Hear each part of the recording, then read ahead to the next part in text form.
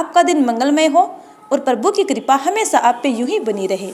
आज हम श्रवणपान करेंगे श्रीमद् भागवत महात्म्य का 3रा अध्याय। वीडियो शुरू करने से पहले यदि आप चैनल को सब्सक्राइब नहीं किया है तो चैनल को सब्सक्राइब कर बेल आइकन को जरूर दबा लीजिएगा ताकि आगे आने वाली वीडियो के नोटिफिकेशन आप तक टाइम पर पहुंचते रहें। आइए कथा श्रवणपान करते हैं। नारद जी कहते हैं, अब मैं भक्ति, ज्ञान और वैराग्य को स्थापित करने के लिए प्रयत्न पूर्वक श्री सुखदेव जी के कहे अनुसार भागवत शास्त्र की कथा द्वारा उज्जवल ज्ञान यज्ञ करूँगा। यह यज्ञ मुझे कहाँ करना चाहिए? आप इसके लिए कोई स्थान बता दीजिए। आप लोग वेद के पारगामी हैं, इसलिए मुझे इस सुख शास्त्र की महिमा सुनाइए। यह भी बताइए कि श्रीमद् भागवत की कथा कितने दिनों में सुनानी चाहिए और उसके सुनने की विधि क्या है? सनकादि बोले, नारद जी, आप बड़े विनीत और विवेकी हैं। सुनिए, हम आपको ये सब बातें बताते हैं। हरिद्वार के पास आनंद नाम का एक घाट है। वहाँ अनेकों ऋषि रहते हैं तथा देवता और सिद्ध लोग भी उसका सेवन करते रहते हैं। भांति भांति के वृक्ष और लताओं के कारण वह बड़ा सघन और वहाँ बड़ी कोमल नवीन बालू बिछी हुई है। वह घाट बड़ा ही सुरम्य और एकांत प्रदेश में है। वहाँ हर समय सुनहरे कमलों की सुगंध आया करती है। उसके आसपास रहने वाले सिंह, हाथी आदि परस्पर विरोधी जीवों के चित्त में भी वैर भाव नहीं है। वहाँ आप बिना किसी विशेष प्रयत्न के ही ज्ञान यज्ञ आरंभ कर दीजिए। उस स्थान पर कथा में अपूर्व रस का उदय होगा। भक्ति भी अपनी आंखों के ही सामने निर्बल और जरा जीर्ण अवस्था में पड़े हुए ज्ञान और वैराग्य को साथ लेकर वहाँ आ जाएगी, क्योंकि जहाँ भी श्रीमद् भागवत की कथा होती है वहाँ ये भक्ति आदि अपने आप पहुँच जाते हैं। वहाँ कानों में कथा के शब्द पढ़ने से ये तीनों तरुण हो जाएंगे। सूत जी कहते हैं, इस प्रकार कहकर नारद जी के साथ सनकादि भी श्रीमद् भागवत के पान करने के लिए वहाँ से तुरंत गंगा तट पर चले आए। जिस समय पर पहुँचे भूलोक, देवलोक और ब्रह्मलोक सभी जगह इस कथा का हल्ला हो गया। जो भगवत कथा के रसिक विष्णु भक्त थे वे सभी श्रीमद् भागवत का अमृत पान करने के लिए सबसे आगे दौड़ दौड़ कर आने लगे। भृगु, वशिष्ठ, च्यवन, गौतम, मेधातिथि, देवल, देवरात, परशुराम, विश्वामित्र, शाकल, मार्कंडेय, दत्तात्रेय, पिपलाद, योगेश्वर, व्यास और पराशर, छायाशुक, जाजली, जहनु आदि सभी प्रधान मुनिगण अपने अपने पुत्र, शिष्य और स्त्रियों समेत बड़े प्रेम से वहां आए। इनके सिवा वेद, वेदांत, मंत्र, तंत्र, 17 पुराण और 6 शास्त्र भी मूर्तिमान होकर वहां उपस्थित हुए। गंगा आदि नदियां, पुष्कर आदि सरोवर, कुरुक्षेत्र आदि समस्त क्षेत्र, सारी दिशाएं, दंडक आदि वन, हिमालय आदि पर्वत तथा देव, गंधर्व और दानव आदि सभी कथा सुनने चले आए। जो लोग अपने गौरव के कारण नहीं आए, महर्षि भृगु उन्हें समझा बुझाकर ले आए। तब कथा सुनाने के लिए दीक्षित होकर श्री कृष्ण परायण सनकादि नारद जी के दिए हुए श्रेष्ठ आसन पर विराजमान हुए। उस समय सभी श्रोताओं ने उनकी वंदना की। श्रोताओं में वैष्णव, विरक्त, सन्यासी, ब्रह्मचारी लोग आगे बैठे और उन सब के आगे नारद जी विराजमान हुए। एक और ऋषिगण, एक और देवता, एक और वेद और उपनिषद आदि तथा एक और तीर्थ बैठे और दूसरी ओर स्त्रियां बैठी। उस समय सब और जय जयकार, नमस्कार और शंखनाद आदि होने लगे और अबीर, गुलाल, खील एवं फूलों की खूब वर्षा होने लगी। कोई देवश्रेष्ठ तो विमानों पर चढ़कर वहां बैठे हुए सब लोगों पर कल्प वृक्ष पुष्पों की वर्षा करने लगे। सूत जी कहते हैं, इस प्रकार पूजा समाप्त होने पर जब सब लोग एकाग्रचित हो गए तब सनकादि ऋषि महात्मा नारद जी को श्रीमद् भागवत का महात्म्य स्पष्ट करके सुनाने लगे। सनकादि ने कहा, अब हम आपको इस भागवत शास्त्र की महिमा सुनाते हैं। इसके श्रवण मात्र से मुक्ति हाथ लग जाती है। श्रीमद् भागवत की कथा का सदा सर्वदा सेवन आस्वादन करना चाहिए। इसके श्रवण मात्र से श्री हरि हृदय में आ विराजते हैं। इस ग्रंथ में 18,000 श्लोक और 12 स्कंद हैं तथा श्री सुखदेव और राजा परीक्षित का संवाद है। आप ये भागवत शास्त्र ध्यान देकर सुनिए। यह जीव तभी तक अज्ञानवश इस संसार चक्र में भटकता है जब तक क्षण भर के लिए भी कानों में इस सुख शास्त्र की कथा नहीं पड़ती। बहुत से शास्त्र और पुराण सुनने से क्या लाभ, इससे तो व्यर्थ का भ्रम बढ़ता है। मुक्ति देने के लिए तो एकमात्र भागवत शास्त्र ही गरज रहा है। जिस घर में नित्य प्रति श्रीमद् भागवत की कथा होती है वह तीर्थ रूप हो जाता है और जो लोग उसमें रहते हैं उनके सारे पाप नष्ट हो जाते हैं। हजारों अश्वमेध और सैकड़ों वाजपेयी यज्ञ इस सुख शास्त्र की कथा का 16वां अंश भी नहीं हो सकते। तपोधनों, जब तक लोग अच्छी तरह श्रीमद् भागवत का श्रवण नहीं करते तभी तक उनके शरीर में पाप निवास करते हैं। फल की दृष्टि से इस सुख शास्त्र की कथा की समता गंगा, गया, काशी, पुष्कर या प्रयाग कोई भी तीर्थ नहीं कर सकता। यदि आपको परम गति की इच्छा है तो आप अपने मुख से श्रीमद् भागवत के आधे अथवा चौथाई श्लोक का भी नित्य नियम पूर्वक पाठ कीजिए। ओमकार, गायत्री, पुरुष सूक्त, तीनों वेद, श्रीमद् भागवत, ओम नमो भगवते वासुदेवाय, यह 12 मंत्र 12 मूर्ति वाले सूर्य भगवान, प्रयाग, संवत्सर रूप, काल, ब्राह्मण, अग्निहोत्र, गो, 12 तिथि, तुलसी, वसंत ऋतु और भगवान पुरुषोत्तम, इन सब में बुद्धिमान लोग वस्तुतः कोई अंतर नहीं मानते। जो पुरुष अहरनिश अर्थ सहित श्रीमद् भागवत शास्त्र का पाठ करता है उसके करोड़ों जन्मों का पाप नष्ट हो जाता है, इसमें तनिक भी संदेह नहीं है। जो पुरुष नित्य प्रति भागवत का आधा या चौथाई श्लोक भी पढ़ता है उसे राजसूय यज्ञ और अश्वमेध यज्ञों का फल मिलता है।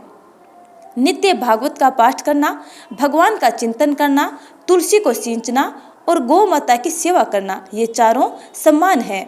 जो पुरुष अंत समय में श्रीमद् भागवत वाक्य सुन लेता है उस पर प्रसन्न होकर भगवान उसे वैकुंठ धाम देते हैं। जो पुरुष इसे सोने के सिंहासन पर रखकर विष्णु भक्तों को दान करता है वह अवश्य ही भगवान का सायुज्य प्राप्त करता है। जिस दुष्ट ने अपनी सारी आयु में चित्त को एकाग्र करके श्रीमद् भागवत अमृत का थोड़ा सा भी रसास्वादन नहीं किया उसने तो अपना सारा जीवन चांडाल और गधे के समान व्यर्थ ही गंवा दिया।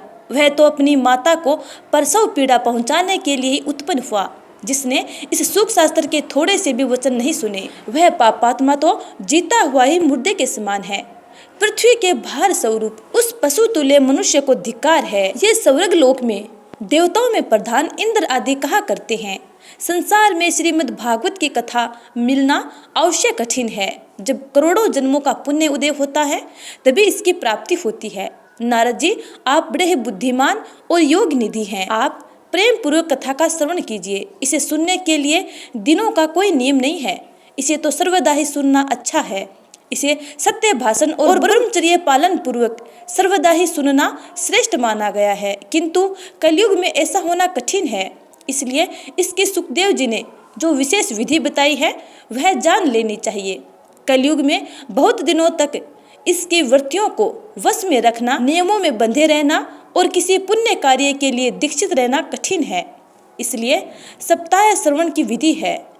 श्रद्धा पूर्वक कभी भी श्रवण करने से अथवा माघ मास में श्रवण करने से जो फल मिलता है वही फल श्री सुखदेव जी ने सप्ताह श्रवण में निर्धारित किया है। मन के असंयम, रोगों की बहुलता और आयु की अल्पता के कारण तथा कलयुग में अनेकों दोषों की संभावना से ही सप्ताह श्रवण का विधान किया गया है। जो फल तप, योग और समाधि से भी प्राप्त नहीं हो सकता वह सर्वांग रूप में सप्ताह श्रवण से सहज मिल जाता है। सप्ताह श्रवण यज्ञ से भी बढ़कर है, व्रत से भी बढ़कर है, तप से कहीं बढ़कर है, तीर्थ सेवन से तो सदा ही बड़ा है, योग से बढ़कर है, यहाँ तक कि ध्यान और ज्ञान से भी बढ़कर है। अजी, इसकी विशेषता कहाँ तक वर्णन करें?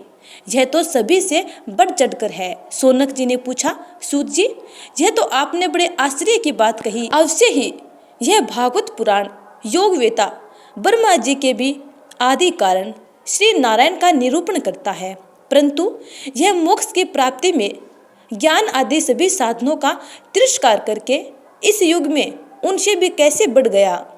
सूत जी ने कहा, सोनक जी, जब भगवान श्री कृष्ण इस धराधाम को छोड़कर अपने नित्य धाम को जाने लगे, तब उनके मुखारविंद से एकादश स्कंद का ज्ञानोपदेश सुनकर भी उद्धव जी ने पूछा। उद्धव जी बोले, गोविंद, अब आप तो अपने भक्तों का कार्य करके परम धाम को पधारना चाहते हैं, किंतु मेरे मन में एक बड़ी चिंता है, उसे सुनकर आप मुझे शांत कीजिए।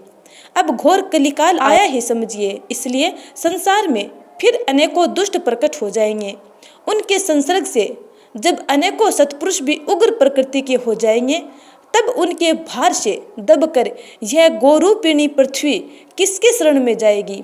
कमल नयन, मुझे तो आपको छोड़कर इसकी रक्षा करने वाला कोई दूसरा दिखाई नहीं देता, इसलिए हे भक्त वत्सल, आप साधुओं पर कृपा करके यहाँ से मत जाइए। भगवान, आपने निराकार और चिन्मात्र होकर भी भक्तों के लिए ही तो यह सगुण रूप धारण किया है, फिर भला आपका वियोग होने पर वे भक्तजन पृथ्वी पर कैसे रह पाएंगे। निर्गुण उपासना में तो बड़ा कष्ट है, इसलिए कुछ और विचार कीजिए।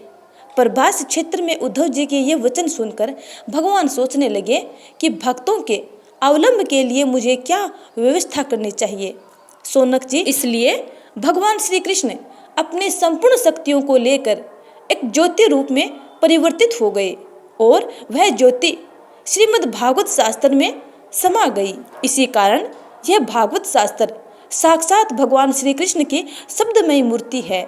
इसके सेवन, श्रवण, पाठ अथवा दर्शन से ही मनुष्य के सारे पाप नष्ट हो जाते हैं।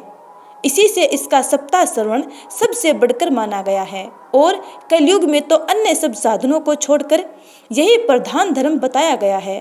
कली काल में यही ऐसा धर्म है जो दुख, दुखिता, दुर्भाग्य और पापों की सफाई कर देता है तथा काम, क्रोध आदि शत्रुओं पर विजय दिलाता है। अन्यथा भगवान की इस माया से पीछा छुड़ाना देवताओं के लिए भी कठिन है, मनुष्य तो इसे छोड़ ही कैसे सकते हैं।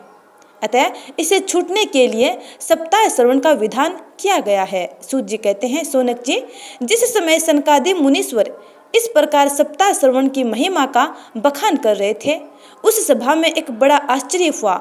उसे मैं तुम्हें बतलाता हूँ, सुनो। वहाँ तरुणा अवस्था को प्राप्त हुए अपने दोनों पुत्रों को साथ लिए विशुद्ध प्रेम रूपा भक्ति बार बार श्री कृष्ण गोविंद हरे मुरारे, हे नाथ नारायण वासुदेवाय आदि भगवान नामों का उच्चारण करती हुई अकस्मात प्रकट हो गई। सभी सदस्यों ने देखा कि परम सुंदरी भक्ति रानी भागवत के अर्थों का आभूषण पहने वहां पधारी। मुनियों की उस सभा में सभी यह तर्क वितर्क करने लगे कि ये यहाँ कैसे आई, कैसे प्रविष्ट हुई। तब सनकादि ने कहा, ये भक्ति देवी अभी अभी कथा के अर्थ से निकली है। उनके ये वचन सुनकर भक्ति ने अपने पुत्रों समेत अत्यंत विनम्र होकर सनत कुमार जी से कहा। भक्ति बोली, मैं कलयुग में नष्ट प्राय हो गई थी, आपने कथामृत सींचकर मुझे फिर से पुष्ट कर दिया। अब आप यह बताइए कि मैं कहाँ रहूं। यह सुनकर सनकादि ने उससे कहा, तुम भक्तों को भगवान का स्वरूप प्रदान करने वाली, अनन्य प्रेम का संपादन करने वाली और संसार रोग को निर्मूल करने वाली हो। अतः तुम धैर्य धारण करके नित्य निरंतर विष्णु भक्तों के हृदय में ही निवास करो।